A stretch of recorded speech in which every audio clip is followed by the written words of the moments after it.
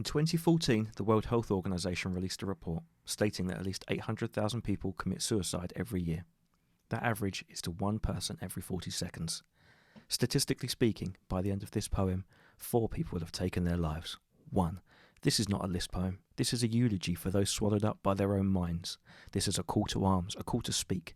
This is not family gatherings where I mention my mental health and then I'm told not to spoil the turkey, that it is uncouth, impolite, that it is better to stay silent.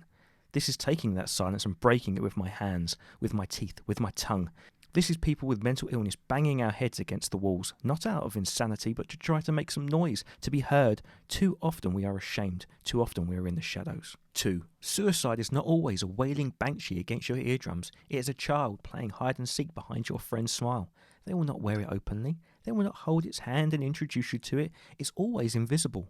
Suicide is a lonely ghost, desperate to give itself playmates. It's not a permanent solution to a temporary problem. These are so rarely temporary problems. It's aiming for a long night's sleep after years of insomnia. It's the seduction of safety and simplicity. Sometimes it's careful planning.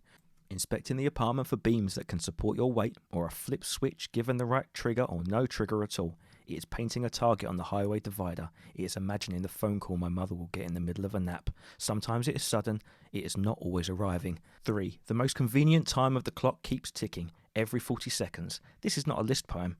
This is the tea kettle rising to a soprano screech, but you keep ignoring it to watch TV. It keeps whistling and crying, but you keep ignoring it. How much noise do I have to make when we tell you we are suicidal? It is a cry for help, but that's not a sign of weakness. That's not a sign of weakness. This is saying that we're fighting, and we've been fighting with everything we have. We've crashed against the cliffside, broken and splintered, but we're still fighting with whatever we can.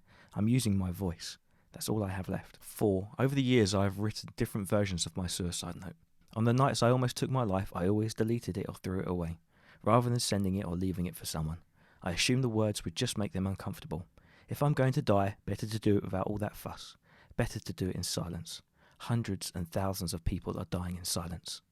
And not because of silence. This is not a list poem. This is saying that we can keep each other breathing. This is speaking out louder than the stigma and hoping someone will listen.